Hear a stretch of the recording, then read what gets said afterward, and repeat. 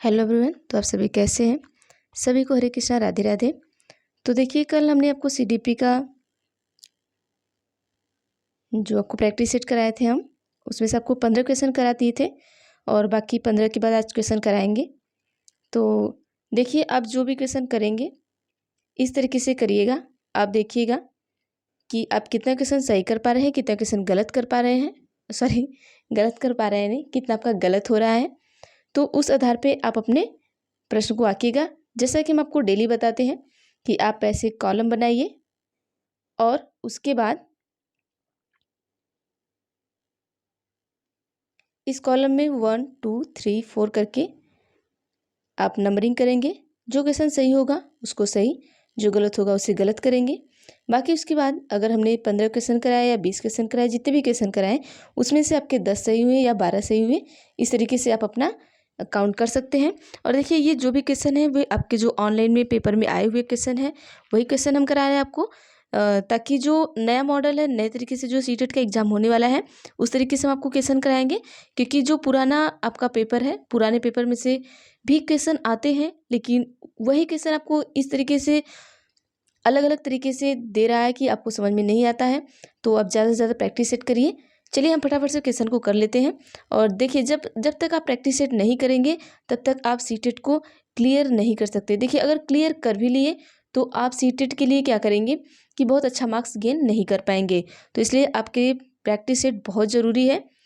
चलिए अब हम फटाफट से कर लेते हैं। क्वेश्चन नंबर 16 है कि एक क्रिकेट खिलाड़ी अपने गेंदबाजी के कौशल को विकसित कर लेता है, यह उसके बल्लेबाजी की कौशल को प्रभावित नहीं करता, इसे कहते हैं। ठीक है, तो देखिए क्या है, एक क्रिकेट खिलाड़ी है, मतलब क्रिकेट खेलने वाला एक खिलाड़ी है। आपके जो खिलाड़ी, देखिए आप एक टीचर हैं, आपके जो खिलाड़ी पसंद है आप उन्हें वहां पर रख लीजिए कि एक क्रिकेट खिलाड़ी है। और क्या है कि अपनी गेंदबाजी के कौशल को विकसित कर लेता है। मतलब जैसे यहाँ पर हम धोनी को ले ले या किसी खिलाड़ी को ले ले, ये क्या करते हैं कि गेंदबाजी के कौशल को क्या कर लेते हैं, ये विकसित कर लिए, पर उसके बल्लेबाजी की कौशल को प्रभावित नहीं कर सकते, इसे कहते हैं। और वे क्या करते हैं कि जो बल्लेबाजी का कौशल है उसे प्रभावित नहीं कर सकते, तो इसे हम क्या कहेंगे। आइए हम ऑप्शन देख लेते हैं। तो ऑप्शन ए में क्या है आपका, विधेयात्मक प्रशिक्षण अंतरण, बी है निषेधात्मक प्रशिक्षण अंतरण, सी है शून्य प्रशिक्षण अंतरण। आइए अगला देखते हैं क्या है कि उपरोक्त में से कोई नहीं। तो अब देखिए यहाँ पर क्या होगा, हमारा उत्तर क्या होगा, उत्तर आपको दिख ही गया होगा, तो बता ही देते हैं आपको हम। तो चलिए देखते हैं, उपरोक्त में से कोई नहीं होगा, सॉरी कोई नहीं होगा, ये गलत होगा। विधेयात्मक भी नहीं होगा तो गलत हो गया। निषेधात्मक, निषेधात्मक मतलब कि आप कोई भी कार्य जो है न करें, जहाँ ना आए, मतलब समझ लीजिए वहाँ पर निषेधात्मक है। और शून्य, शून्य का मतलब है कि आप कोई भी कार्य कर रहे हैं, वो कार्य क्या है कि दूसरे कार्य में आपको यूज ही ना आए। यहाँ पे क्या हो जाएगा पर शून्य प्रशिक्षण अंतरण। जैसे अगर आप कोई भी कार्य कर रहे हैं, या तो आप कोई चीज़ पढ़ रहे हैं, जैसे आप मैथ पढ़ रहे हैं, ठीक है, अगर हमारा समझ लीजिए मैथ का जो यूज है वो हमें बायोलॉजी में बिल्कुल नहीं आ रहा है, तो वो हमारा क्या होगा, प्रशिक्षण क्या होगा, शून्य होगा। अगर मैथ का यूज थोड़ा बहुत बायोलॉजी में आ रहा है तो वो शून्य प्रशिक्षण नहीं होगा, क्योंकि यहाँ पर बायोलॉजी को कुछ मैथ सीखने से आप बायोलॉजी में कुछ चीज़ें कर रहे हैं। अगर बिल्कुल भी नहीं कर रहे हैं तो वहाँ पर आप क्या है, शून्य प्रशिक्षण अंतरण होगा। जैसे समझ लीजिए आप क्या कर रहे हैं कि साइकिल सीख लिए, ठीक है, आप क्या किए, साइकिल सीख लिए। अब साइकिल सीखने से और आप क्या किए, खाना बनाने जा रहे हैं। तो ऐसा नहीं ना कि अगर आप साइकिल सीख लिए तो आप खाना बनाना भी सीख लिए। साइकिल चलाने का और खाना बनाने का कोई संबंध नहीं है। तो यहाँ पे जो आप प्रशिक्षण किए हैं ये आपका शून्य होगा खाना बनाने के लिए, क्योंकि साइकिल अपनी जगह एक अलग तरीका है, एक अलग प्रशिक्षण आपने लिया है, और खाने बनाने का प्रशिक्षण आप अलग लेंगे। अगर आप साइकिल चलाने के लिए या आप साइकिल सीखने के लिए कहीं एडमिशन कराते हैं तो इसका प्रशिक्षण आप अलग लेंगे। अब ये कहिए कि साइकिल चलाकर हम खाना बना लें, तो इसका प्रशिक्षण, आपको खाना बनाने का प्रशिक्षण अलग से लेना होगा। तो साइकिल का अलग रहेगा और इसका खाने का क्या होगा, एकदम बिल्कुल अलग रहेगा। तो मतलब साइकिल और खाने में बिल्कुल क्या है, शून्य प्रशिक्षण, मतलब इसका कोई संबंध ही नहीं है। आइए अगला क्वेश्चन देखते हैं क्या है। अगला क्वेश्चन है नंबर 17 है कि निम्नलिखित में से कौन सा कथन किसी व्यक्ति के मानसिक स्वास्थ्य को उत्तम रूप से प्रदर्शित करता है। यहाँ पे आपके 4 ऑप्शन दिए गए हैं, इसमें से कोई ऐसा कथन है जो व्यक्तित्व का क्या है, व्यक्ति का जो मानसिक स्वास्थ्य है, जैसे आप व्यक्ति हैं, आपका जो मानसिक स्वास्थ्य है उसमें से सबसे अच्छा क्या प्रदर्शित करेगा, मतलब उत्तम रूप से ऐसा कौन सा ऑप्शन है जो प्रदर्शित करेगा। ऑप्शन ए है कि पूर्ण अभिव्यक्ति संगीतीकरण और सामान्य लक्षण की ओर निर्देशन, बी है मानसिक विकारों का ना होना, सी है व्यक्तित्व के विकारों से मुक्ति, डी है उपरोक्त में से सभी। तो अब यहाँ पर आप क्या करेंगे, अगर आपको क्वेश्चन आ रहा है तो ठीक है, नहीं आ रहा तो आप तुक्का लगा के इसको सही गलत का आंसर करेंगे, लेकिन यहाँ पर ये जो आप 1 2 3 करके ऑप्शन डाले हैं सही गलत का, उसे छोड़ेंगे नहीं। ठीक है, कभी कभी क्या होता है, देखिए हम तुक्के में भी सही कर जाते हैं। अगर कोई हमें क्वेश्चन नहीं आ रहा है और उस क्वेश्चन को हम 2-3 बार आप पढ़िए, तो अगर आप चीज़ें बहुत सारी पढ़े हुए हैं तो एक दूसरे से कोरिलेट करके क्वेश्चन को क्या करते हैं, सही कर लेते हैं। चलिए आइए हम इसका आंसर देखते हैं क्या होगा। तो इसका आंसर होगा ऑप्शन नंबर ए, बिल्कुल सही होगा कि पूर्ण अभिव्यक्ति और संगीतीकरण और सामान्य लक्षण की ओर निर्देशन, ये क्या करता है, व्यक्ति के मानसिक स्वास्थ्य को उत्तम रूप से प्रदर्शित करता है। देखिए क्या है कि विकार से मुक्ति, ऐसा नहीं कि अगर आप विकार से मुक्त हैं तो आपका मानसिक स्वास्थ्य बिल्कुल सही है। अगर आप मानसिक विकारों का न होना, आपके अंदर मानसिक विकार का नहीं है, तो ऐसा नहीं है कि आपको मस्तिष्क का कोई रोग नहीं है तो आप मानसिक क्या है, बहुत स्वस्थ है, ऐसा नहीं है। लेकिन यहाँ आपके अंदर पूर्ण अभिव्यक्ति है, संगीतीकरण आपके अंदर है, समान लक्षण की ओर निर्देशन है, तो ये आपके क्या है कि व्यक्ति के मानसिक स्वास्थ्य उत्तम रूप से यही प्रदर्शित करता है। अब आइए अगला क्वेश्चन देख लेते हैं हम, क्या है हमारा क्वेश्चन नंबर 18 है। देखिए फ्रायड से आ गया है, फ्रायड से बहुत ज़्यादा क्वेश्चन पूछा जाता है, फ्रायड से हो गया, पियाजे से हो गया, ये सारी चीज़ें पूछी जाती हैं। तो चलिए देख लेते हैं क्वेश्चन नंबर 18 क्या है कि फ्रायड, पियाजे और अन्य मनोवैज्ञानिक ने व्यक्तित्व विकास के विभिन्न अवस्थाओं के संदर्भ व्याख्या की है, परंतु पियाजे ने, देखिए इनका 2 कथन है, मतलब एक ही चीज़ पे इन दोनों ने अपना अलग अलग मत दिया है। तो फ्रायड का अलग है और पियाजे का अलग है, लेकिन तो यहाँ पर पियाजे का पूछा गया है। अब आइए देखते हैं ऑप्शन नंबर ए क्या है हमारा। ऑप्शन नंबर ए है कि कहा कि विकास की अवस्थाएं वातावरण से निर्धारित होती है, मतलब पियाजे ने कहा कि विकास की अवस्थाएं जो होती हैं वो वातावरण से निर्धारित होती है। अब देखिए यहाँ पे पियाजे क्या कहे हैं, वही चीज़ आपको बतानी है। अब देखिए दूसरा पियाजे ने क्या कहा, इनका पूछना है कि क्या पियाजे ने कहा कि शैशवावस्था के अनुभव से ही अधिक प्रभावित करते हैं, बाकी अवस्थाओं के सीमित प्रभाव होते हैं। ऑप्शन नंबर सी क्या है कि विभिन्न अवस्थाओं को समझाने के लिए संज्ञानात्मक बदलाव के बारे में कहा, उपरोक्त में से कोई नहीं। अब आपको ये बताना है कि पियाजे ने इन तीनों ऑप्शन में से कहा है या कुछ भी नहीं कहा है। तो आप सभी आंसर देंगे और अपनी कॉपी में लिखेंगे। चलिए हम फटाफट से आंसर बता देते हैं क्या होता है। देखिए पियाजे ने क्या कहा है, पियाजे ने कहा है कि विभिन्न अवस्थाओं को समझाने के लिए संज्ञानात्मक बदलाव के बारे में कहा है। ठीक है, पियाजे का संज्ञानात्मक सिद्धांत आपने पढ़ाई होगा, तो उन्होंने कहा कि संज्ञानात्मक बदलाव के बारे में कहा है। अगला क्वेश्चन देख लेते हैं क्या है हमारा। क्वेश्चन नंबर 19 देखते हैं। क्वेश्चन नंबर 19 है कि देखिए गिलफोर्ड से क्वेश्चन आया है, सॉरी मैंने आंसर भी दिखा दिया आपको। चलिए क्वेश्चन नंबर 19 है कि गिलफोर्ड ने अभिसारी चिंतन पद का प्रयोग किसके समान अर्थ में किया है। ऑप्शन ए है बुद्धि, बी है सृजनात्मकता, सी है बुद्धि एवं सृजनात्मकता, डी है इनमें से कोई नहीं। तो आइए हम देखते हैं उत्तर क्या होगा। वैसे भी आपने उत्तर देख ही लिया है। तो सृजनात्मकता, ये क्या है कि गिलफोर्ड के अभिसारी चिंतन पद का प्रयोग किसके समान अर्थ में किया गया है। तो किसके समान अर्थ में किया गया है, सृजनात्मकता के समान अर्थ में किया गया है। आइए क्वेश्चन नंबर 20 देखते हैं हम क्या है। देखिए अभी मैं आपको CDP करा रही हूँ और मैं लगभग 1000 क्वेश्चन तक अगर मैं करा ली, उसके बाद मैं आपको EVS भी कराऊंगी। अगर बीच में टाइम मिला तो मैं EVS भी कराऊंगी और आपको CDP भी कराऊंगी, और मैं देखूंगी अगर हिंदी का भी हो सका, PDF बन गया तो मैं हिंदी भी कराऊंगी। चलिए देखते हैं। अभी PDF बहुत सारे बनाने हैं, तो मैं PDF अगर आपको बना ली तो मैं पढ़ा दूंगी, क्योंकि मेरे PDF बन नहीं पाते हैं और मैं इतना बिजी रहती हूँ। लेकिन अभी मैं खाली हूँ तो मैं बना सकती हूँ, मैं बनाऊंगी, कोशिश करूंगी कि मैं आपको सारे सब्जेक्ट का PDF बनाकर आपको प्रोवाइड कर दूँ। तो चलिए देखते हैं क्वेश्चन नंबर 20 क्या है कि व्यक्ति एवं बुद्धि में वंशानुक्रम की क्या भूमिका है। ऑप्शन ए है नाम मात्र की भूमिका है, महत्वपूर्ण भूमिका है, सी है अपूर्वानुमेय भूमिका है, डी है आकर्षक भूमिका है। तो उत्तर दीजिए आप सभी क्या होगा यहाँ पर।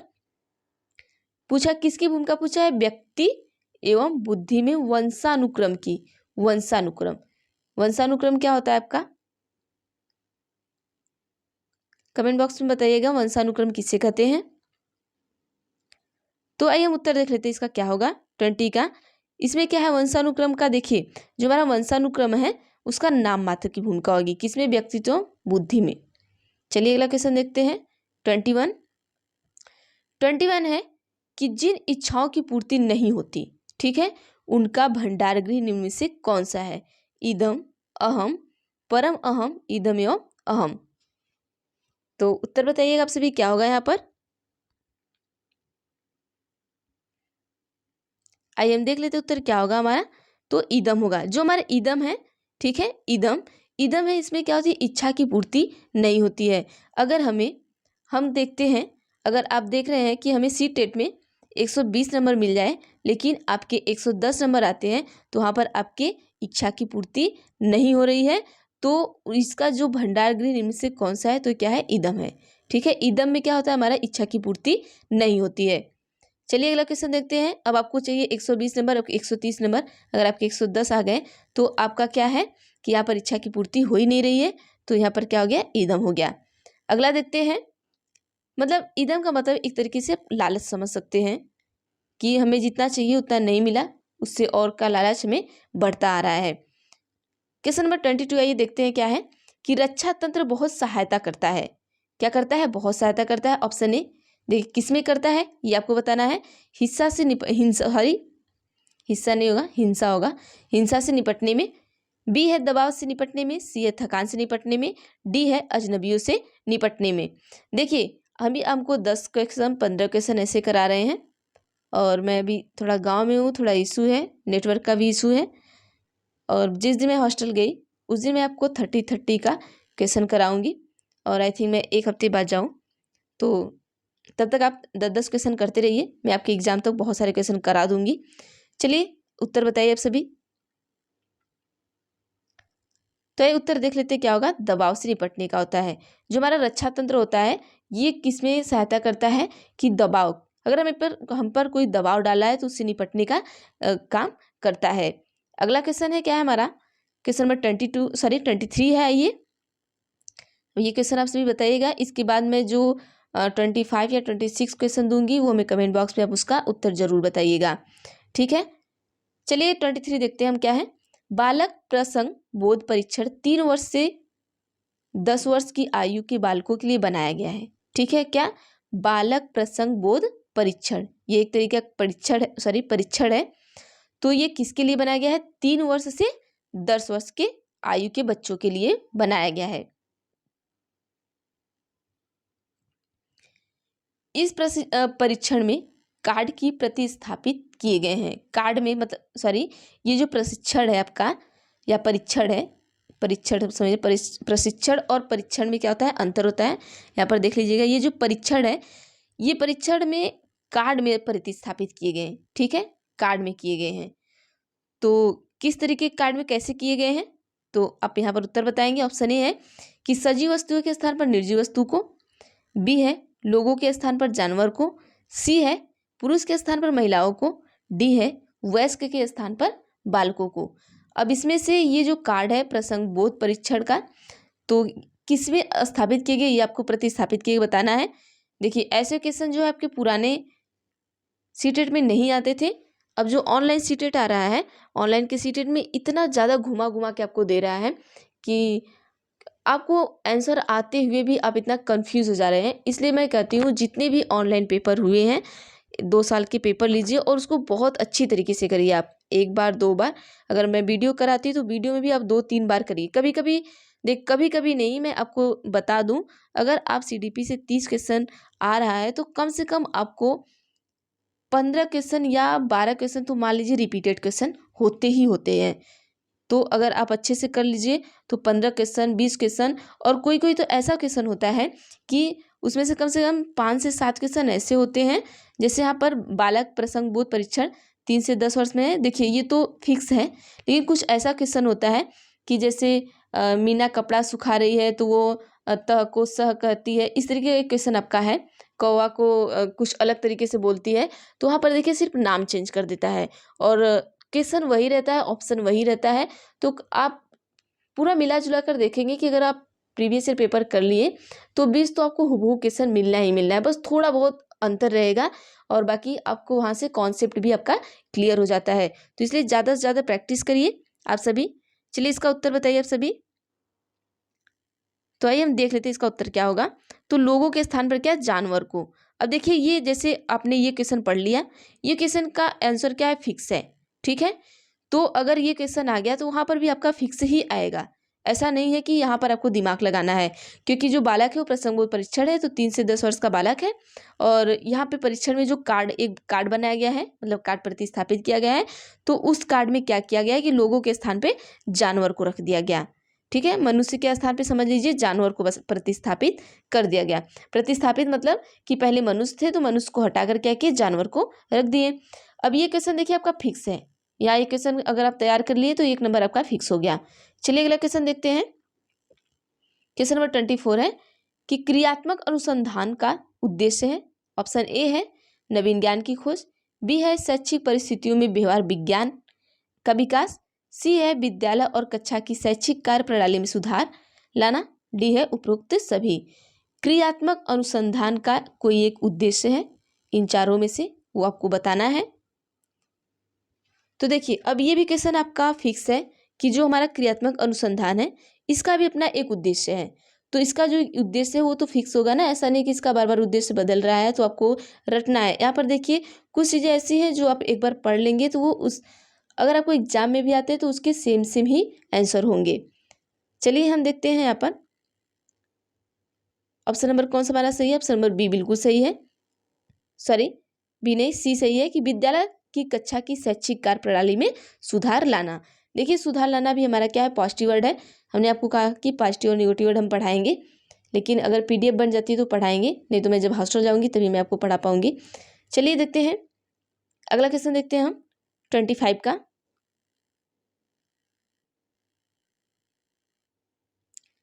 25 में है आपका कि बच्चे के विकास के सिद्धांत को समझना शिक्षक की सहायता करता है। ऑप्शन ए है शिक्षार्थी की अधिक पृष्ठभूमि को पहचानने में, बी है शिक्षार्थियों को क्यों पढ़ाना चाहिए या औचित्य स्थापित करने में, सी है शिक्षार्थियों की भिन्न अधिगम शैलियों को प्रभावी रूप से संबोधित करने के लिए, और डी क्या है शिक्षार्थी के सामाजिक स्तर को पहचानने में। अब जो यहाँ पर क्वेश्चन दिया है देख लीजिए क्या है कि बच्चे के विकास के सिद्धांत को समझना शिक्षक की सहायता करता है, तो इन चारों ऑप्शन में से क्या करता है सहायता, उत्तर बताइएगा आप सभी।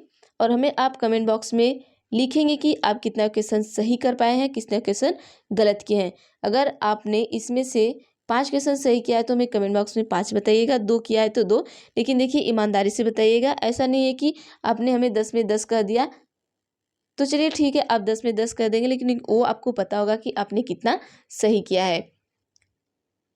चलिए उत्तर देख लेते हैं इसका क्या होगा।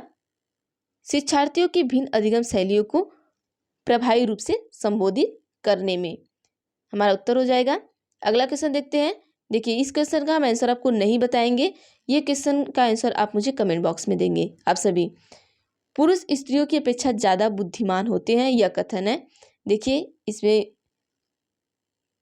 यह कथन सही है या गलत है आपको ये बताना है, ठीक है। आप ये अपने सोच से बताइएगा कि ये कथन सही है, सही हो सकता है, या लैंगिक पूर्वाग्रह को दर्शा रहा है, या बुद्धि के विभिन्न पक्ष के लिए सही है, या एकदम सही है। तो ये क्वेश्चन आप अपने सोच से बताइएगा कि क्या होना चाहिए कि जो पुरुष स्त्री की अपेक्षा ज़्यादा बुद्धिमान होता है या नहीं होता है। तो चलिए आज के लिए बस इतना ही, बाकी अगली वीडियो में बनाएंगे तो देखेंगे, उसमें ज़्यादा क्वेश्चन लेने की कोशिश करेंगे। तो चलिए एवरीवन, और अगर चैनल पर आप नए हैं तो प्लीज़ चैनल को सब्सक्राइब कर लीजिएगा। अगर वीडियो अच्छी लगे तो वीडियो को भी शेयर किया करिए आप सभी। और जो हमारे पुराने स्टूडेंट हैं, मतलब जो हमारे पुराने सीटेट के एस्पिरेंट हैं, उनके लिए उनको मैं थैंक्स बोलना चाहती हूँ मेरे सपोर्ट के लिए, और बाकी क्योंकि वो ही हमें आगे ले जा रहे हैं। और देखिए मैं आपको अगर पढ़ाऊँगी तो ऐसा नहीं है कि